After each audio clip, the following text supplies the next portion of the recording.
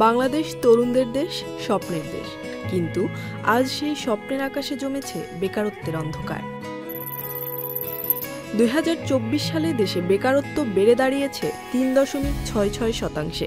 সবচেয়ে বেশি আঘাত লেগেছে আমাদের তরুণ প্রজন্মের উপর। বিশ্ববিদ্যালয় থেকে অনার্স শেষ করা প্রতি ৩ জনের একজন অন্তত ২ বছর ধরে চাকরি পাননি। প্রতি ৭ জনের একজন অপেক্ষায় ছিলেন ১ থেকে ২ বছর, আর প্রতি ৬ জনের একজন বেকার থেকেছেন ২ বছরেরও বেশি সময়। বাংলাদেশ পরিসংখ্যান ব্যুরোর তথ্য বলছে দেশে এখন বেকার স্নাতকের সংখ্যা প্রায় ৯ লাখ। অন্যদিকে বিদেশি পেশাজীবীরা প্রতি বছর নিয়ে যাচ্ছেন ৮ থেকে ১০ বিলিয়ন ডলার বেতন হিসেবে, শুধু আমাদের দক্ষতার ঘাটতির কারণে।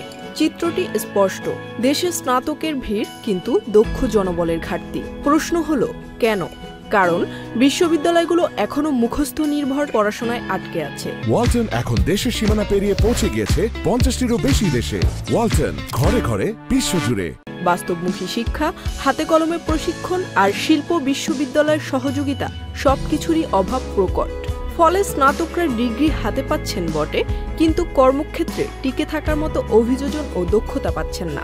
জরিপ বলছে ৩৬% তরুণ চাকরি খুঁজছেন আত্মীয় স্বজন বা বন্ধুদের মাধ্যমে, ২৬% বিজ্ঞাপনের জবাব দিয়েছেন, ১২% সরাসরি প্রতিষ্ঠানে গিয়েছেন, আর কেউ কেউ চেষ্টা করছেন ওয়াক ইন ইন্টারভিউ। তবু অনেকেই মাসের পর মাস, এমনকি বছরের পর বছর চাকরির অপেক্ষায়। চাকরি বিশেষজ্ঞদের মতে দীর্ঘমেয়াদী বেকারত্ব শুধু হতাশাই নয়, এটি প্রতিভা ও সম্পদের অপচয়। শিক্ষার মান উন্নয়ন, দক্ষতা বৃদ্ধি এবং পর্যাপ্ত বিনিয়োগ ছাড়া এই বাস্তবতা বদলানো সম্ভব নয়। তবুও সংকট মানেই শেষ নয়। চতুর্থ শিল্প বিপ্লব আমাদের সামনে খুলে দিয়েছে নতুন সম্ভাবনা। নবায়নযোগ্য জ্বালানি, কৃষি প্রযুক্তি, ফিনটেক, ডিজিটাল হেলথ এবং সার্কুলার ইকোনমি। বাংলাদেশের তরুণদের হাতেই আছে সেই পরিবর্তনের চাবিকাঠি। এখন শুধু চাকরির জন্য অপেক্ষা নয়, তরুণদের হতে হবে ক্ষুদ্র উদ্যোক্তা, বিনিয়োগকারী এবং কর্মসংস্থান সৃষ্টিকারী। শিক্ষা ও প্রশিক্ষণের সঙ্গে যুক্ত হলে তারুণ্যের শক্তি হয়ে উঠবে দেশের অর্থনীতির চালিকা শক্তি। আজ প্রশ্নটা সংকট আছে কিনা সেটা নয়, প্রশ্নটা হলো আমরা কিভাবে এই সংকটকে সুযোগে পরিণত করব। কারণ আজকের সিদ্ধান্তই ঠিক করবে বাংলাদেশের আগামীর ভবিষ্যৎ। সময় এসেছে তরুণদের স্বপ্নকে শুধু নিজের নয়, দেশের শক্তিতে রূপ দেওয়ার।